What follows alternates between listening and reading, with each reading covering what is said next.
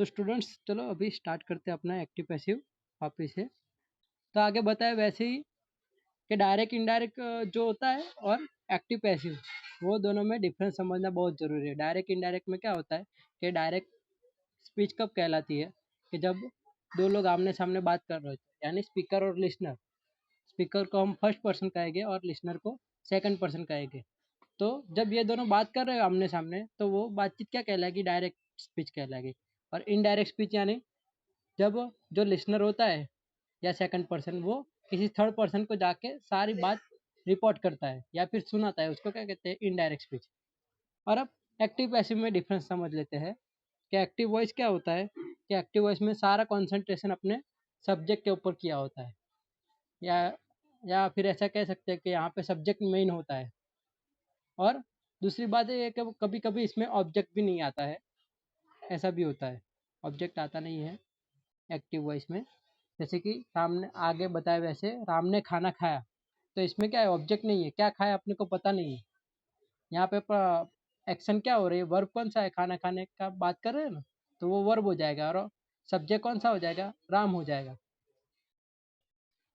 तो उसमें ऑब्जेक्ट नहीं आया कि क्या खाना खा रहा है, किसी को पता ही नहीं।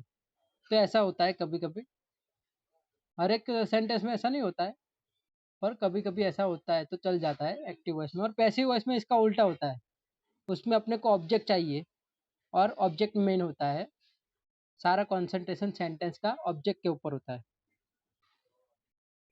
तो उसकी वजह से क्या होता है कि उसमें भी कभी सब्जेक्ट ना दिया हो ना तो भी चल जाता है कि क्रिकेट खेले, पर कौन खेला वो पता नहीं है, ऐसा होता है। तो एक्टिव पैसिव में डिफरेंस ये पता चल गया होगा तुमको। तो चलो अभी आगे जाते हैं। ये एग्जाम्पल्स ही दिए है, देखो दोनों के। एक्टिव वॉइस में क्या एग्जाम्पल दिया है? मंकीस एड और बनानास, कि मंकी ने बनाना को ऐसे सूंघ लिया। दूसरा सेंटेंस दिया है the cashier counted the money. तो फर्स्ट मंकी वाला सेंटेंस है, उसमें सब्जेक्ट क्या है? मंकी है, पूरा कंसंट्रेशन अपना वहीं पे किया है।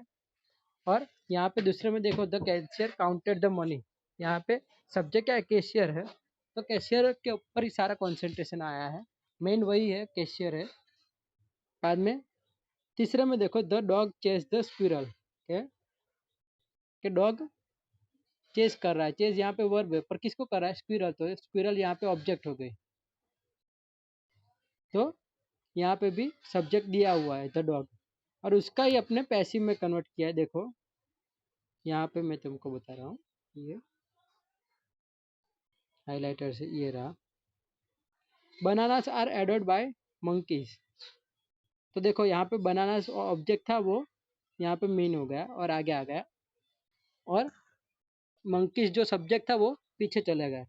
और इसमें एक ही चीज़ ध्यान रखनी है, भाई सब्जेक्ट होता है उसके आगे बाय दिया होता है, और कभी कभी सब्जेक्ट ना दिया हो तो चल जाता है।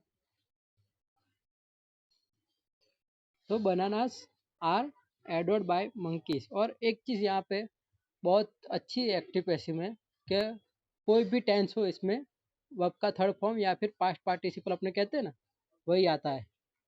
वो एक अच्छी चीज़ है, कोई भी टेंस लो उसमें तुमको ये पास्ट पार्टिसिपल आएगा ही, वर्ब का थर्ड फॉर्म। तो ज़्यादा याद रखने की ज़रूरत नहीं है। जैसे डायरेक्ट इनडायरेक्ट में अपने याद रखा था ना कि सिंपल प्रेजेंट हो तो सिंपल पास्ट होता है, बाद में कंटिन्यूस प्रेजेंट हो तो कंटिन्यूस पास्ट होता है। तो ये ऐसा सब अपने को याद रखने की ज़रूरत नहीं, यहाँ पे वर्ब का थर्ड फॉर्म ही आता है, और वर्ब के फॉर्म भी याद रखने की ज़रूरत नहीं है। तो ये एक चीज़ इसमें बहुत अच्छी है।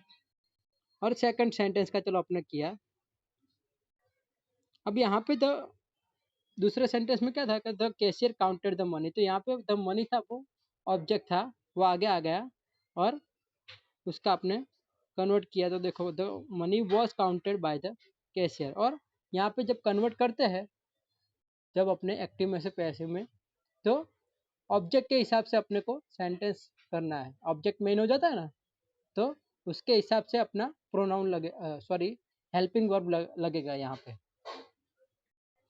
यहाँ पे देखो अब थर्ड सेंटेंस में the squirrel was chase by the dog. और यहाँ पे देखो द स्पिरल ऑब्जेक्ट था वो मेन हो गया, और उसके हिसाब से अपने क्या लगाया, हेल्पिंग वर्ब लगाया वॉज, और वर्ब का थर्ड फॉर्म चेज का चेजी रहा, और बाय द डॉग हो गया। अब आगे उसके चलो थोड़े रूल्स देख लेते हैं। अब सिंपल प्रेजेंट टेंस का स्टार्ट करते हैं।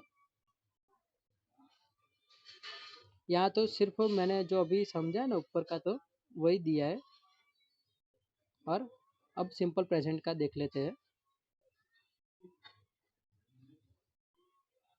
देखो सिंपल प्रेजेंट का फॉर्म अपने क्या किया था कि अगर टेंस में याद रखा होगा तुमने, तो टेंस में अगर ध्यान दिया होगा तो तुमको याद होगा भाई सिंपल प्रेजेंट टेंस में क्या आता था, हेल्पिंग वर्ब डू और डज आता था।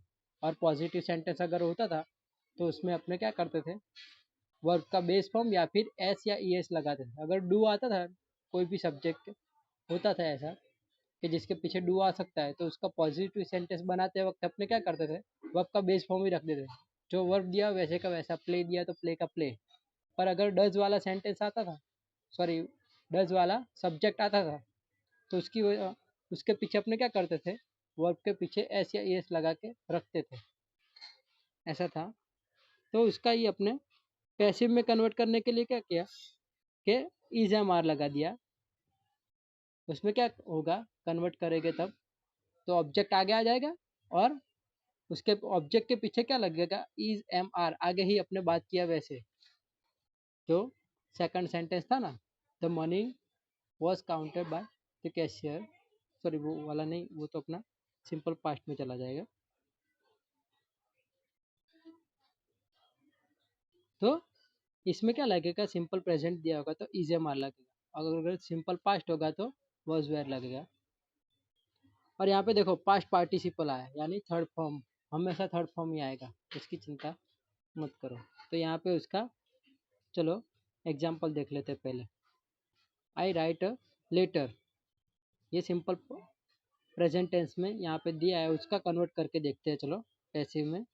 और लेटर देखो, और लेटर क्या था, यहाँ पे ऑब्जेक्ट है, तो ऑब्जेक्ट क्या हो गया, आगे आ गया।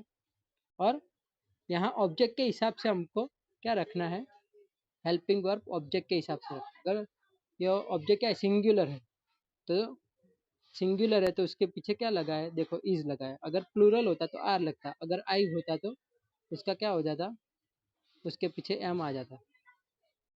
तो अ लेटर इज रिटर्न। अब राइट का देखो अपने थर्ड फॉर्म क्या होता है, राइट रॉट रिटर्न होता है, तो रिटर्न लिख दिया, और बाय करके मी लिख दिया।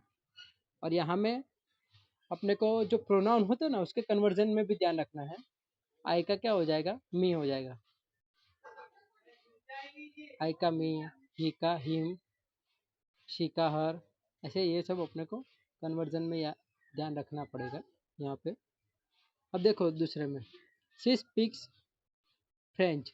अब यहाँ पे लड़की के ऊपर पूरा कॉन्सेंट्रेट किया है, शी यानी लड़की, तो उसके ऊपर पूरा कॉन्सेंट्रेट किया कि भाई वो ऐसे फ्रेंच बोल सकती है। तो अब उसका पैसिव में चलो कन्वर्ट करते हैं। तो फ्रेंच है वो जो लैंग्वेज है वो आगे आ गई, वो वहाँ पे ऑब्जेक्ट था, तो ऑब्जेक्ट आगे आ गया। और फ्रेंच सिंगुलर ही कहलाती है, तो उसके पीछे क्या लगाया, आपने इज लगाया। और बाद में पास्ट पार्टिसिपल क्या है, स्पोकन, स्पीक का क्या हो जाएगा, स्पोकन। और बाय हर, देखो आगे ही बात की थी ना कि लड़की हो तो शी है, तो शी का क्या हो जाएगा, हर हो जाएगा। ये ध्यान रखना है सिर्फ। अब ऐसे ही बाकी के तीन एग्जाम्पल आप खुद रिफर कर लेना, मैं आपको पीडीएफ ऐसे दे दूंगा। अब चलो आगे का टेंस देखते हैं, प्रेजेंट कंटिन्यूस टेंस। आज प्रेजेंट टेंस का ही अपने चलाते हैं, नेक्स्ट लेक्चर में ऐसा होगा ना तो पास्ट टेंस के बाकी के चलाएंगे। अब देखो प्रेजेंट कंटिन्यूस टेंस का दिया है, तो प्रेजेंट कंटिन्यूस टेंस में अपने सिखाया था वैसे क्या आ गया है, उसका फॉर्म इज एम आर आता है, और वर्ब के पीछे आई एन जी होता है ना, तो सॉरी सब्जेक्ट बाद में इज एम आर, वो भी कैसे होता है कि किसके हिसाब से आता है, सब्जेक्ट के हिसाब से इज एम आर आता है, आगे समझाया वैसे ही। और वर्ब के पीछे आईएनजी वाला फॉर्म आएगा और लास्ट में ऑब्जेक्ट आ जाएगा। तो उसका पैसिव फॉर्म में हम कन्वर्ट करेंगे यहाँ पे, तो देखो क्या होता है, तो इज एम आर का इज एम आर ही रहता है, पर यहाँ पे वर्ब का आईएनजी फॉर्म था ना, तो अपने को वर्ब का थर्ड फॉर्म यानी पास्ट पार्टिसिपल में कन्वर्ट करना है। इसलिए अपने क्या कर देंगे, आईएनजी वाला फॉर्म निकालने के लिए उसकी जगह अपने बिंग कर देंगे, क्या कर देंगे, बिंग। और पास्ट पार्टिसिपल आएगा बाद में, वर्ब का थर्ड फॉर्म, और बाद में बाय लगा के सब्जेक्ट लगा देना है।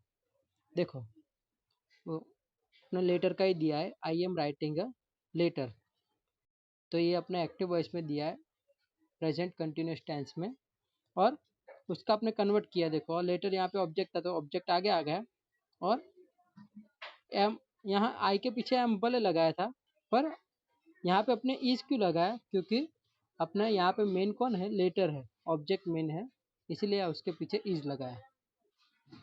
तो a letter is being, ING वाला फॉर्म निकालने के लिए बिंग लगा दिया, और राइट का आपने क्या कर दिया, रिटेन और बाय मी। चलो सेकंड देखते हैं, she is cooking a dinner, she is cooking the dinner, तो यहाँ पे ऑब्जेक्ट क्या है, द डिनर है, वो आगे आ गया द डिनर, और उसके हिसाब से अपने इज लगाया। ये याद रखना, शी के पीछे इज लगाया वो नहीं है, वो अपने डिनर के हिसाब से लगाया, वो वाला इज है। तो ऐसा मत रखना, दिमाग में रखना कि आगे जो सब्जेक्ट होता है उसके पीछे जो अपने हेल्पिंग वर्ब लगता है वही का वही लगाना होता है, ऐसा नहीं होता है। अपने ऑब्जेक्ट के हिसाब से देखना पड़ता है। ऑब्जेक्ट अगर सिंगुलर है तो इज लगेगा, प्लूरल है तो आर लगेगा, और अगर आई दिया होगा तो आई के पीछे एम लगेगा। तो a letter is being written by, sorry, the dinner is being cook by her, तो यहाँ पे शी की जगह क्या हो गया, हर हो गया। तो डिनर ऑब्जेक्ट था, आगे आ गया, उसके पीछे इज लगाया, और आईएनजी वाला फॉर्म हटाने के लिए बिंग लगा दिया, और वर्ब का थर्ड फॉर्म कुक का क्या होगा, कुकड, और बाय हर, शी का हर कर दिया। और यहाँ पे भी बाकी के नीचे के तीन हैं वो आप देख लेना। अब देखो प्रेजेंट परफेक्ट टेंस देखते हैं।